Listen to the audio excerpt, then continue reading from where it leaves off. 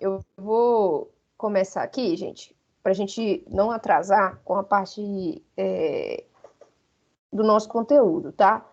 Eu entendo que vocês estão meio focados no Enem, né? Eu até compreendo isso. É até bom estar gravado, porque qualquer coisa vocês possam rever e tudo mais, tá?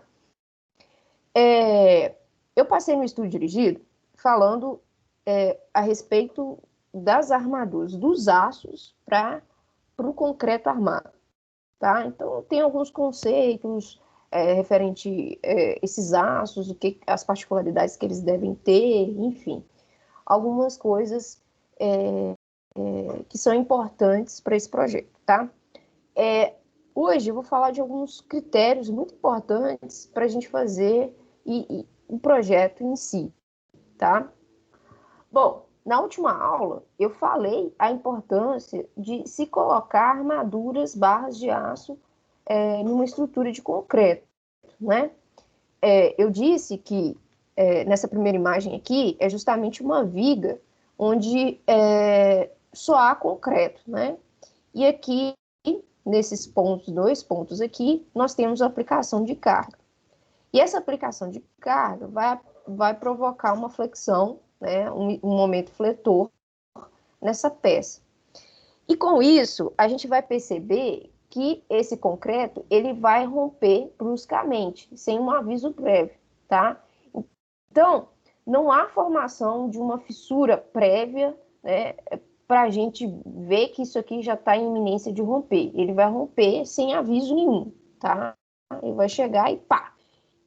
Com a inserção da barra de aço, tá? A gente, além de melhorar a resistência à tração, né? Porque a gente sabe que o concreto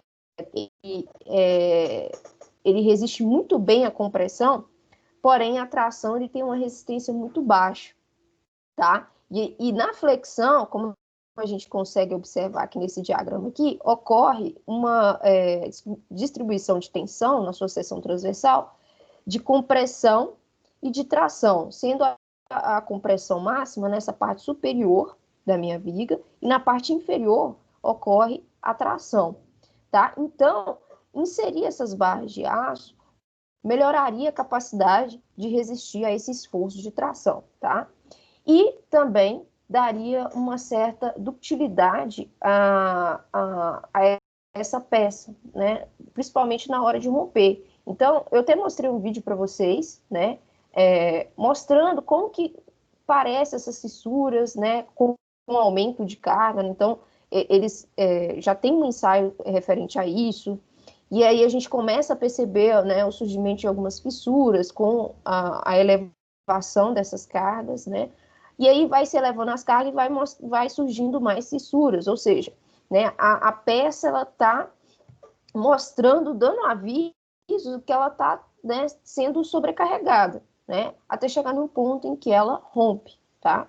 Então isso é interessante, né, para a gente, né, para a gente ter um alerta, um sinal, tá? Bom, dito isso, né, a gente vai para os quesitos de qualidade para o projeto de estruturas de concreto armado. Tá? O primeiro quesito é com relação à capacidade resistente. Né? A gente tem que projetar elementos que sejam resistentes àquela solicitação. Tá? Aqui ó, tem uma imagem onde a gente tem um vão de laje muito grande. Tá? Esse vão excessivo, né, a gente tem que ver se realmente se essa laje ela vai ter condição, ela vai ter capacidade de resistir à solicitação, né? Até mesmo o peso próprio dela, se ela vai permanecer intacta, assim, né? Quais mecanismos que eu posso inserir aqui para manter essa integridade, né, dela, essa resistência, tá? Então, isso é um primeiro quesito que a gente tem que ver, tá? A resistência do concreto, a resistência das barras de aço, né? Quantas barras de aço eu preciso, qual é a solicitação, né, que está sendo aplicada nessa estrutura, né? E verificar, comparar com a resistência dos meus materiais, se vai ser resistente ou não. E nós temos também o o desempenho de serviço, né? Ou seja, essa peça, ela está desempenhando o seu papel, né?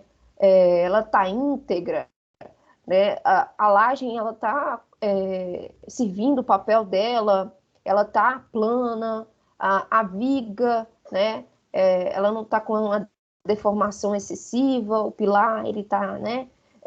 Íntegro, né? Sem nenhuma fissuras, né?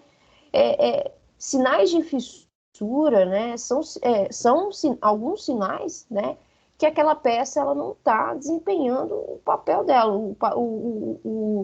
o desempenho de funcionabilidade dela, tá? Então, é uma coisa que a gente precisa também, né, verificar nesses projetos, tá? E também nós temos que ver com relação ao quesito durabilidade. A gente não quer que as nossas peças cheguem nesse nível aqui, né? Isso aqui é uma viga de uma ponte, tá, gente? E foi, assim, corroído, né, o aço, né, que contempla, né, que existe aqui nessa viga, tá? E acabou deteriorando também o concreto, tá? Então a gente percebe que essa parte inferior da viga aqui já não tem mais o concreto. E eu vou mostrar para vocês que essa parte do concreto ela é muito importante para proteger o aço, tá? Para que ele não sofra corrosão, tá? Então a gente tem vários processos de deteriorização, tá? Do concreto armado e que a gente precisa prever, né? Vislumbrar, tá? Para que isso não ocorra nas nossas estruturas, tá? Bom, então falando com o aspecto de durabilidade, a gente precisa, a norma, ela classifica, né? A agressividade ambiental. Então, a primeira coisa quando a gente começa a fazer um projeto é verificar qual é a classe de agressividade ambiental em que a gente que vai estar inserido esse projeto, tá? Então, a gente tem classe de 1 a 4, tá? Sendo 1 a fraca e a 4 é muito forte, tá? Em situações gerais, né, a gente usa a classe 2, que é a classe moderada, tá? Que é uma classe inserida num ambiente urbano, tá? E aí a gente tem um risco aí pequeno, né, de deteriorização dessa estrutura. Só que fiquem atentos com isso, né, de pequeno, tá? Com essa classificação, a norma nos dá um valor que a gente fala de espessura do cobrimento da armadura, que está relacionado com essa classe de agressividade. E é justamente essa espessura que irá proteger as barras de aço contra a agressividade do ambiente, tá? Então, a norma, ela estabelece, né, uma relação entre esse espaçamento, tá?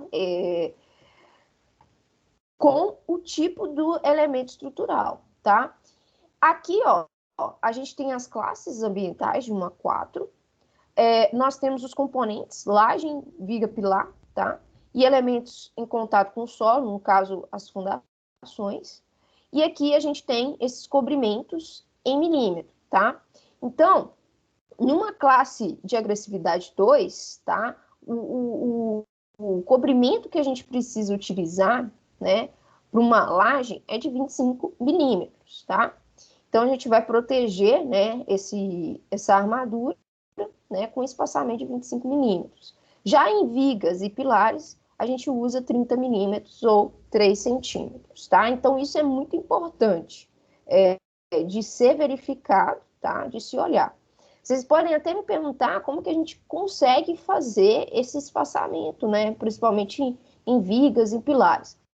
A gente tem um elemento que chama espaçador, tá? Alguns são feitos você compra pronto de plástico, tá? Ou se pode fazer no canteiro de obras, né? Pode fazer com um copinho, né? Faz ali na medida que necessita e coloca ali entre a forma e a barra de aço. E amarra com arame, enfim, e faz esse lançamento. Depois, na próxima aula, eu vou trazer essa imagem desses espaçadores para vocês entenderem como que se executa isso aí, tá? Mas é muito importante obedecer esse comprimento nominal para não correr esse risco, né, da perda da durabilidade dessa estrutura, tá? Bom, com relação à resistência de cálculo, né, a gente precisa verificar a resistência dos componentes dessa estrutura, tá? E o primeiro deles é o concreto, tá? O concreto, ele a resistência à compressão de cálculo, né, que a gente utiliza, né, para verificar a resistência dele, é o FCD, tá? E o FCD, ele vai ser dado como o FCK dividido por 1,4, tá? Esse 1,4 aqui é um coeficiente de ponderação, tá? E é justamente para reduzir essa resistência característica, né, de compressão do concreto, tá? Então, a gente não usa a capacidade máxima dos nossos elementos do concreto, tá? Justamente, né, porque a gente tem alguns riscos, né, de aquela peça na hora da execução, né, ou mesmo da sua composição, né, não chegar àquela resistência, tá? Todo o seu componente, né? Então, a gente, né, tem uma margem aqui de segurança, a gente acaba reduzindo essa resistência, tá? Então, a gente tem as classes de resistência do concreto, que vai de C20 até C90, tá? Sendo esse de C55 a C90 concretos especiais, tá? O mais comum é esse grupo 1, que vai de C20 até C50, tá? E essas classes aqui estão relacionadas com o FCK, né, com a resistência característica do concreto, tá? Então, por exemplo, o C25, né, significa que o concreto tem 25 MPa, tá? Então, eu pegaria esse 25 MPa e dividiria por 1,4, eu teria o FCD desse concreto, né, a resistência à compressão de cálculo do concreto. Vai ser esse FCD que a gente vai utilizar para fazer o projeto, né, do concreto armado, tá? A mesma coisa vai acontecer com o aço, só que o aço a gente fala resistência de cálculo de início de escoamento do aço, tá? Esse escoamento está relacionado com o esforço de tração, tá? Então a gente chama de FYD, tá? E também vai ser igual a um valor FYK, né, um valor de resistência de início de escoamento característico, tá? Dividido também pelo coeficiente de ponderação, que nesse caso, para barras de aço, para o concreto, é 1,15, tá? Então, se eu estou usando um aço CA50, tá? Que tem um FYK em MPa de 500 MPa, tá? Eu pego esse valor e divido por 1,15, tá? E obtenho esse FYD. E esse valor vai ser o valor também que eu vou empregar nos cálculos para determinar, né, o projeto de estruturas de concreto armado, tá? Então, esses valores são muito importantes, tá? Não significa que eu vou pegar um aço CA60 que ele vai estar, né, no projeto com 600 MPa, tá? Então, isso tem que ficar muito claro. A gente usa alguns fatores de segurança para reduzir esse valor, tá? Então, a gente vai para os estágios de cálculo. O que é esses estágios de cálculo, tá? Esses são estágios do concreto com relação, na verdade, são a distribuição de tensão, né, que ocorre em uma estrutura de concreto armado, tá?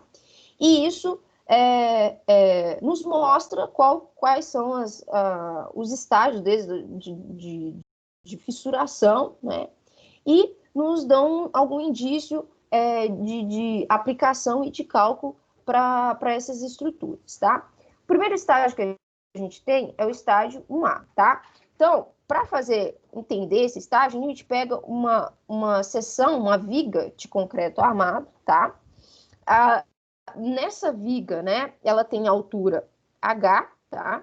E largura BW, e nós temos 3 barrinhas aqui, né, uma área que a gente chama de área de aço AS, tá? Esse D aqui é uma altura útil, que a gente chama, tá? Que é a altura da face superior dessa estrutura até o eixo das barras de aço, tá? Linha neutra, tá? É a linha em que a gente divide, né, as tensões, né, onde ocorre a inversão das tensões, né? Aqui a tensão chega aqui, é zero, né? Então aqui a gente começa com a tensão de compressão, chega na linha neutra, essa tensão fica zero e passa a ter uma tensão de tração, tá? Então a gente tem essa linha neutra nessa estrutura, tá? E ela tem uma certa distância, né, da face superior dessa seção, tá, de concreto, que a gente chama de distância X, né, ou posição X da linha neutra, tá? Bom, essa distribuição de tensão, tá, de compressão e tração, ela é devido à flexão, ao momento fletor, tá? Então, aqui em cima, a gente tem a predominância da compressão e na parte inferior, a gente tem a predominância da tração, tá?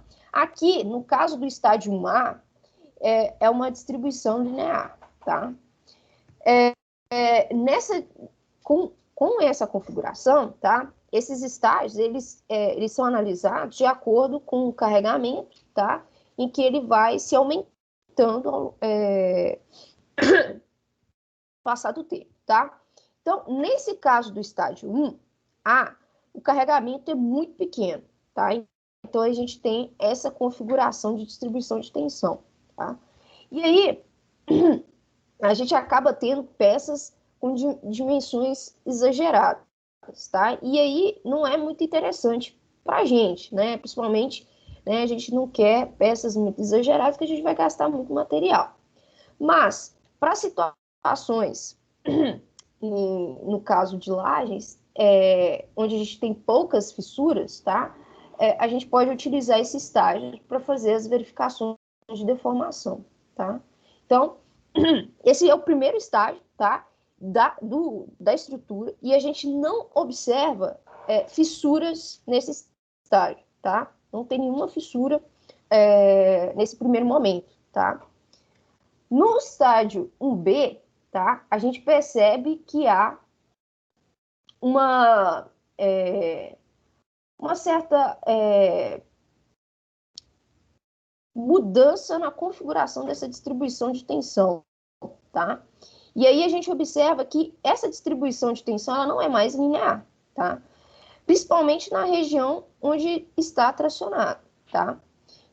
Então, aqui, né, com a elevação do carregamento, tá? A gente tem aqui, né, uma não linearidade da distribuição de tensão, principalmente na tração, tá?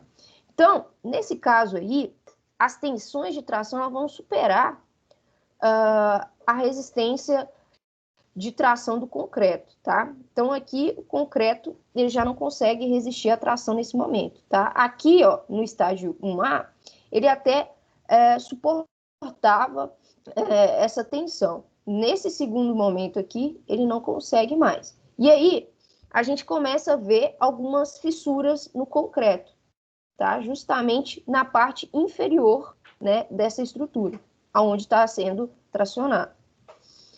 Nesse momento, a gente pode fazer os cálculos de momento fletor de fissuração, tá? Então, nesse estágio B, a gente faz alguns cálculos de verificação para momento fletor, né? Para lajes, onde essa fissuração é considerável, tá? No estágio 2, que é um estágio já um pouco mais, onde o carregamento já está um pouco mais excessivo, tá? Aí a gente já tem mais fissuras surgindo, tá? E a gente vê um deslocamento, né, na direção dessas fissuras, né, que elas começam a se ampliar de baixo para cima, tá? E ela vai chegando aqui nessa região onde estava a zona comprimida, né, a região onde ocorre a compressão, tá? E aí a gente usa esse estágio principalmente para fazer a verificação das deformações da viga, tá? Então, esse estágio 2 é muito importante, né, para a gente ver, né, o estágio, as condições de serviço de uma viga de concreto armado, tá? Então, ela é extremamente importante para fazer essas verificações, tá? E no último estágio, que a gente chama de estágio 3, é o estágio onde a gente tem um deslocamento da linha neutra, tá? E aí a gente tem uma zona de ruptura, né? Uma região, uma situação em que chega num determinado ponto do carregamento, tá? Que a estrutura, né, tá toda fissurada, tá? E aí a gente chega no último daquela estrutura, né? No colapso daquela estrutura, tá? E é nesse estágio aqui que a gente faz o dimensionamento de todas as peças de concreto armado, tá? A gente faz o dimensionamento último de laje, de viga e de pilar, tá? Então a gente tem essa configuração aqui, tá? Não é mais uma distribuição linear, né? A gente tem aqui uma distribuição, né, totalmente, né, parabólica aqui, né, em uma região um pouco reta, né, linear aqui, mas nessa situação, né, que a gente vê um pouco de complexidade aqui na distribuição, a gente pode fazer uma simplificação e fazer os cálculos de dimensionamento dessa estrutura, sem problemas, tá?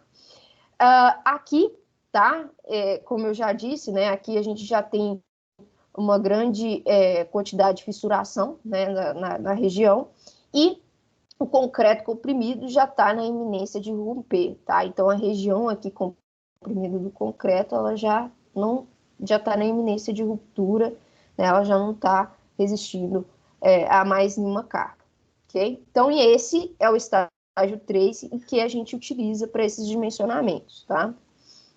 Lagem de concreto, tá? Só para a gente fazer uma revisada no que essas lajes têm, né, para a gente fazer o dimensionamento, principalmente a disposição das barras de aço, tá? Primeira coisa, a gente tem as ações verticais distribuídas na área, tá? Que é o peso próprio, contrapiso, revestimento, tá? Que vão fazer essa contribuição.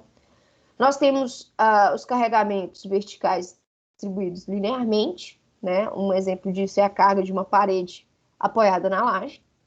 E nós temos, né, uma carga concentrada, que seria um pilar apoiando na laje, tá? Isso pode acontecer também, é um tipo de laje, tá? Então, na laje, a gente tem dois tipos de solicitação, a flexão, né, o momento fletor, e o cisalhamento, tá? A predominância em uma laje de concreto é da flexão, tá?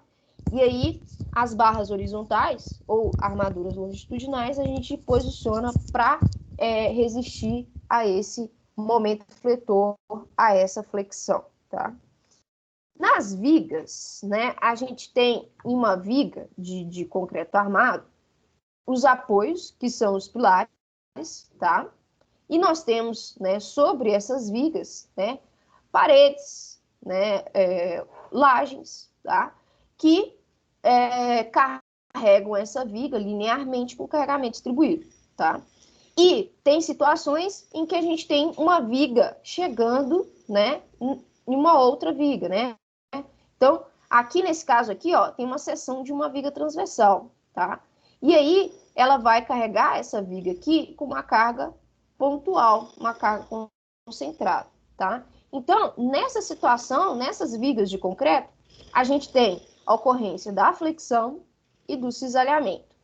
Para combater a flexão, a gente usa armadura longitudinal. E para combater o cisalhamento, a gente usa as barras transversais ou os estribos, né? Os famosos estribos. No pilar, né, a gente tem os pilares apoiando as vigas, tá? E tem situações em que esses pilares apoiam as lajes, tá? A predominância é de um carregamento concentrado, né, sobre esse elemento, tá? E aí a gente tem a predominância da compressão, tá? Que vai ser combatido com a armadura longitudinal. E pode ocorrer também a flexocompressão, tá? A flexocompressão, né, é a combinação da compressão mais o momento fletor, tá? E aí a gente tem esses esforços combinados, tá? Outro esforço que pode acontecer aqui, nesse pilar, é um esforço vertical, né? Uma força do vento, enfim, né? Que pode surgir nesses pilares aí, tá? Bom, explicando mais especificamente a utilização das armaduras longitudinais, tá? Longitudinal, né, vem de longo, ao longo do comprimento da peça, tá? Então, ela vai ser sempre posicionada, né, de acordo com o comprimento dessa peça, tá? Então, em vigas, ela vai estar posicionada na horizontal, em pilares, na vertical, tá? Em vigas, ela vai ser, né, o ponto-chave para resistir aos esforços de flexão, tá? Então, como eu disse, né, a viga ela tem uma predominância também de momento fletor, e a gente usa, né, essas barras de aço, né, para resistir esse esforço. Nos pilares, ela vai auxiliar o concreto a resistir à compressão, tá? E aí, não só a compressão, como também na flexão. E elas vão ser posicionadas na vertical. No caso das lajes, tá? Ela vai auxiliar, né, esse elemento a resistir também ao esforço, né, do momento fletor, né, da flexão, tá? Então a gente coloca aí barras de aço ou telas de aço, né, na área, né, em planta, né, da laje, para resistir a esse esforço. Bom, a armadura transversal, né, ou o nosso estribo, né, que é essas pecinhas aqui, ó, elas são utilizadas, tá, nos elementos lineares, né, de vigas e pilares, tá?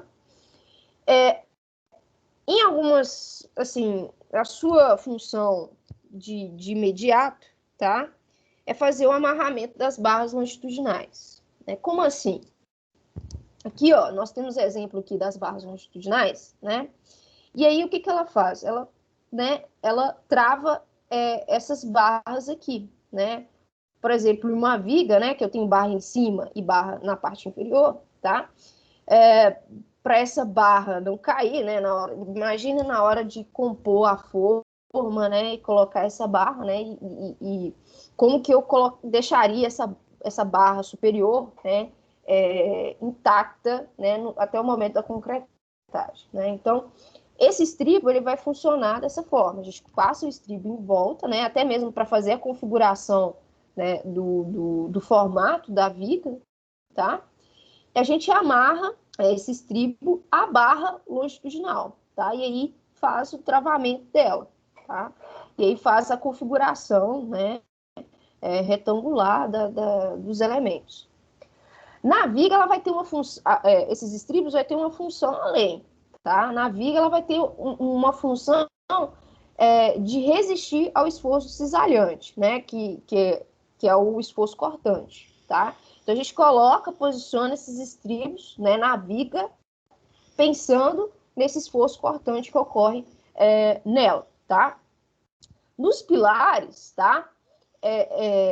Esse estribo também vai ser importante porque ele vai tentar combater a flambagem, tá? O que seria flambagem, né? Seria a curvatura da peça devido à compressão, tá? Então, a gente sabe que se um elemento, né, na vertical, ele é comprimido, né? Só lembrar, pegar uma régua, né, e comprimir, né? A gente sabe que essa régua, né, esse elemento, ele vai ter uma tendência de fazer uma barriga, né, de curvar. E esse estribo, ele vai tentar combater isso. Ele vai tentar travar essa peça, né, principalmente as barras de aço, para que elas não curvem, tá?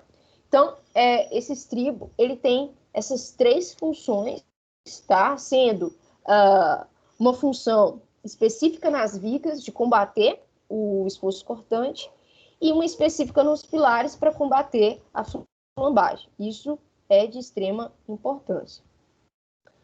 Bom, pode ocorrer situações, tá? Principalmente isso aqui, né? Falando mais especificamente de vigas, tá? Uma armadura que a gente chama de armadura de pele, tá? Que seria armaduras extras, tá?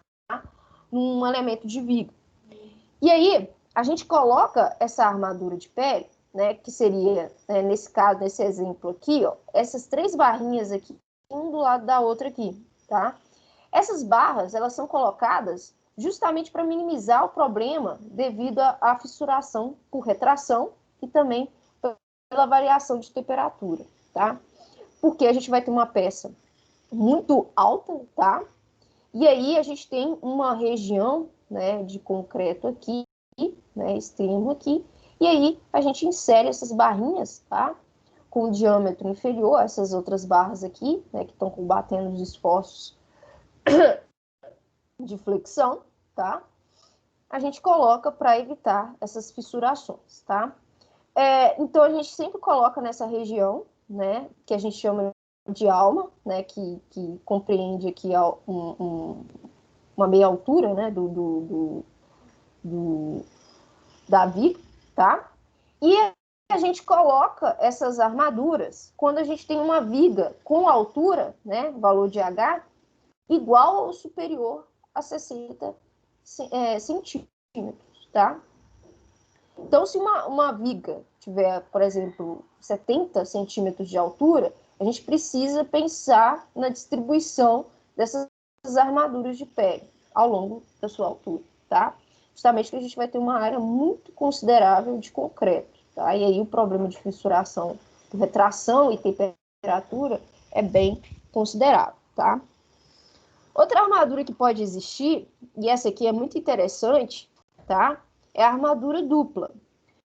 Essa armadura, ela ocorre quando a gente tem um domínio, que a gente chama de domínio 4, que seria um domínio onde a gente tem uma predominância de compressão no concreto. E aí, o concreto, ele está sobrecarregado, né? Ou seja, ele está resistindo muito à compressão e ele precisa de um auxílio, tá? E aí esse auxílio é inserir barras de aço para combater auxiliar nessa compressão. Então, olha que interessante, né? O aço, ele não só vai ajudar o concreto na tração, ele vai ajudar também na compressão. Então, né, nessa situação, né, a gente poderia fazer 2 coisas. A gente poderia aumentar a área da armadura, ou seja, colocar mais barras de aço aqui, ou aumentar a seção das barras de aço, né? Ou colocar essas barras, né, que a gente chama de armadura dupla, colocar essa barra superior aqui, né, que estaria resistindo à compressão, ajudando o concreto a resistir à compressão, tá? Outra forma de combater, sem colocar essa armadura de compressão, é aumentar a altura da viga. Só que vai ter situações em que a altura, se eu aumentar essa altura dessa viga, eu vou estar comprometendo o projeto arquitetônico. E aí não é interessante, tá? Fazer esse aumento dessa viga. Então, aí a gente também pode optar por colocar essa armadura de compressão, ok? Então, é uma situação em conjunto, tá? Onde a gente tem uma certa restrição, né, da altura dessa estrutura, dessa viga, tá? Então, coisas que a gente precisa verificar, né, antes de adotar essa situação, tá? Porque a gente tem que pensar o seguinte, né? Barras de aço, né, a parte mais cara do projeto, tá? Então, se a gente acrescentar barra, vai ficar ruim, tá? E sempre quando a gente tem uma elevação do carregamento, tá? Principalmente em vigas, a primeira atitude que a gente pensa em tomar é aumentar a seção da viga. Por isso que quando a gente viu, né, no projeto de forma, né, que eu passei o pré-dimensionamento para vocês, né, a altura da viga que a gente determinava, né? E era através do vão, né? E quanto maior for esse vão, maior vai ser a solicitação, tá? Então, por isso que tinha situações em que vocês encontraram, em que tinha um vão grande e que acabava tendo uma viga bem alta, tá? E o meio de talvez, né, por restrições arquitetônicas, resolver e encurtar essa viga é a utilização da armadura dupla, tá? Eu posso ter um problema de janela, né? Ou até mesmo essa viga ficar muito alta, tipo 1 metro de altura, né? Que não é interessante, né? E aí eu reduzi esse tamanho, né? E colocar armadura dupla, né? E essa armadura dupla vai ser uma armadura, né? Na parte superior, né? Onde ela vai estar comprimida, tá? Então, isso é interessante para mostrar para vocês que o aço, ele não vai só auxiliar no concreto na tração, tá? Ele também vai auxiliar nos esforços de compressão. Então, isso é muito interessante, tá? De se observar, tá? De se ver isso aí. Bom, e aí a gente chega num momento mais prático da coisa, que é fazer a leitura de projeto, tá? Algumas coisas que vem escrita no projeto estruturado, tá? A gente, sempre nas barras de aço, vai ter uma nomenclatura desse tipo aqui, né? Aqui, ó, a gente vai ter em cima dela, né? Em cima dessa nomenclatura, a barra de aço, tá? E aí tem essa configuração aqui, esse monte de letra e número aqui, né? E aí a gente precisa entender o que é cada um, tá? Onde tem dobras, tá vendo que aqui, ó, tem uma linha pontilhada e tem uma dobra aqui, ó, tá? Isso aqui é um típica armadura de laje, tá? Então, aqui nós temos uma dobra. E do lado, nós temos um número. Esse número é a dobra, tá? É o comprimento da dobra, tá? Que é justamente esse comprimento aqui. Então, nesse caso dessa armadura aqui, né? Esse comprimento de dobra aqui é 8 centímetros. Tá. Quando não tiver dobra, tá? Quando não tiver esse pedaço aqui, não existe esse número. Eu vou mostrar isso para vocês, tá? Não existe esse número, tá? E aí vai ser só uma linha reta. O próximo número que a gente vê aqui é o número 22, tá? Esse número 22, ele é a quantidade de barras. A quantidade de barras nessa posição N18, tá? Então, a gente numera as barras, tá? Numera com N e o número, né? Então, começa assim, N1, N2, N3 e assim sucessivamente, tá? Então, nesse caso específico, são 22 barras N18, tá? Naquela posição 18, naquele local 18 que a gente estabeleceu, tá? Então, vai depender aí, né, de quem está elaborando o projeto, né, de colocar essa sequência de números, tá? Então, para cada posição de armadura, a gente coloca, né, características também, com a mesma característica, né, a gente coloca o nome, né, N e uma sequência de número, né, de acordo com a tipologia das barras, tá? E aqui a gente tem um Φ 8, tá? Esse Φ aqui, né, essa bolinha cortada aqui, é o diâmetro. Ele sempre vai significar diâmetro, tá? Então, esse Φ, ele vem acompanhado sempre de um número. Então, é o diâmetro da barra. Então, o diâmetro da barra nesse projeto aqui é 8 milímetros, tá? Então, esse número aqui, ele tá em milímetros, tá? Então, a barra que eles estão utilizando aqui é de 8 milímetros.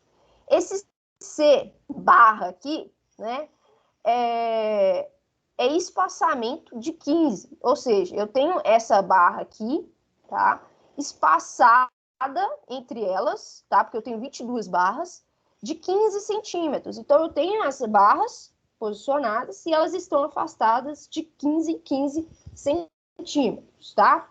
E esse Czão aqui é o comprimento total dessa barra, tá? Então, o comprimento total da barra é 150 centímetros, tá?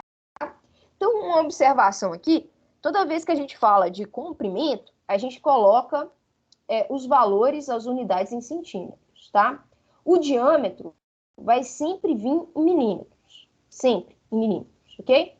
Então, a gente vai sempre ter uma informação de espaçamento, comprimento, quantidade de barras, tá? E do diâmetro da barra, sempre. Ó, aqui, ó, eu tenho um detalhamento de uma viga. Essa viga é viga S1, tá?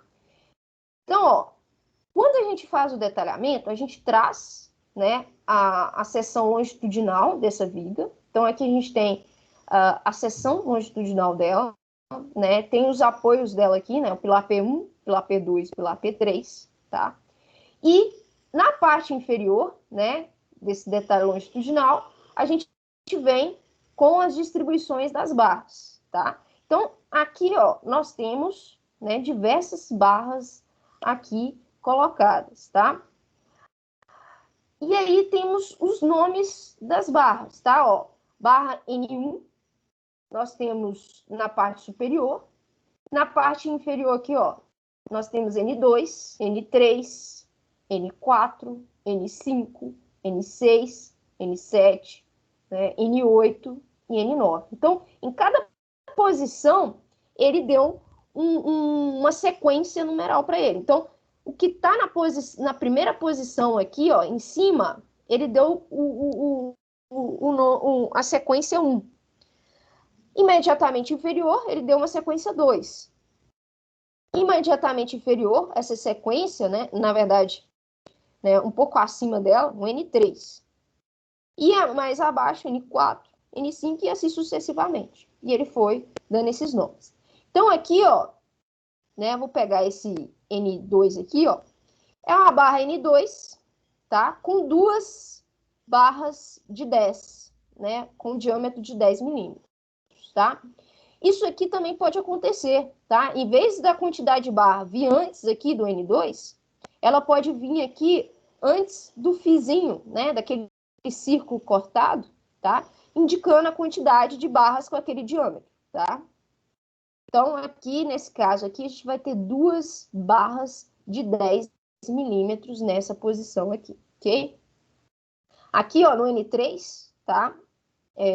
Nós temos 4 barras com diâmetro de 12,5 milímetros. E logo aqui, ó, do lado, tem o comprimento da barra, tá? Aqui, nesse caso aqui, né, não tem o espaçamento entre elas, tá? Aqui no N1, nós já temos o espaçamento, né, de 11, né, o espaçamento entre essas barras.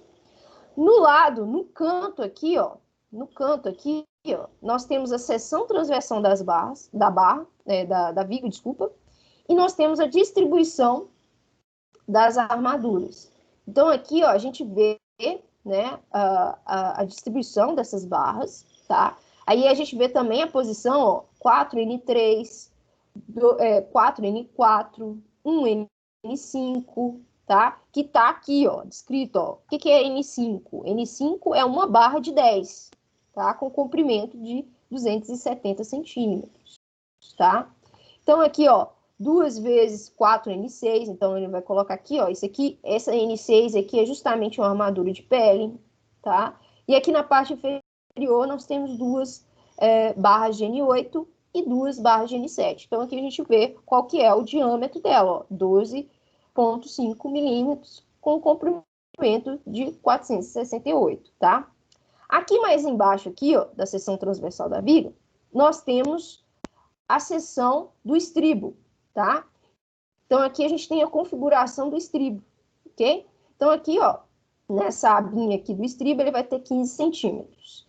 Aqui de altura, o estribo vai ter 56 centímetros, tá? Então, o estribo, ele foi nominado de N1, tá? Então, é 76 estribos, é a quantidade de estribos, com diâmetro de 5 milímetros, tá? Esse 76 aqui, essa quantidade, é essa quantidade aqui, ó, esse formato aqui. São 76 estribos com esse formato aqui, distribuídos ao longo dessa viga, tá? Com o comprimento total, né, somando aqui 15, mais 56, mais 15, mais 56, eu vou ter um comprimento total de 152 centímetros, tá? Então, isso aqui é referente, né, aos meus estribos. Por isso que aqui, ó, no N1, aqui, ó, 24 com espaçamento de 23, tá? É justamente esse espaçamento entre os estribos que estão posicionados aqui, ó. E aí é interessante que aqui, ó, se eu somar, ó, 24 com mais 14, né, eu tenho 38 aqui. Né, com mais 38 do outro lado, né, 24 mais 14, 38, eu tenho que chegar nessa quantidade de 76 estribos, tá? Então, eu coloco esses estribos aqui ao longo dele aqui. É interessante que a gente observa que a gente não desenha os estribos aqui, ó, né? Os tracinhos dele aqui, senão o desenho vai ficar muito poluído, né? Não vai dar para entender. Então, por isso que coloca esse, tipo uma cota aqui, né? E escreve, né, a nomenclatura dessa barra. Senão, né, não vai dar para entender o desenho, né, longitudinal dessa viga. Então, aqui são os estribos, a armadura longitudinal, e aqui os pilares, tá? O pilar, a gente desenha ele, né, no seu pavimento, tá? Então, a gente coloca uma linha inferior aqui, né, designando o piso, né, a elevação do piso, onde ele se encontra, tá? E, né, o seu limite, né, ou o piso, né, que intercalado, tá? E aí coloca o nível e coloca as barras na vertical, tá? Então aqui, ó, essa barra aqui, ó, são 16 barras N3 com diâmetro de 12,5, tá? E aí com comprimento de 277, que é o comprimento total dessa barra, tá? E aqui, ó, os estribos, tá? São 23 estribos, N2, designado como N2, com espaçamento de 12,5 centímetros, tá? Então, esse aqui é o espaçamento dos estribos. E da mesma forma, a gente vai ter a seção transversal da peça, com as barras distribuídas, tá? E o estribo, a configuração dos estribos aqui, né? O diâmetro do estribo, né? A dimensão dos estribos aqui, ok? E no final, a gente também tem as lajes, né? As distribuições das armaduras das lajes, tá? Vai seguir a mesma forma, só que aqui a gente tem mais dobras, né? E aí é preciso colocar, né, o tamanho dessa dobra, né? A dimensão dessa dobra aí, tá? E também o nome da barra da mesma forma, tá? Gente, então, ó, é o seguinte, com relação às estruturas, tá? Algumas características é isso, tá?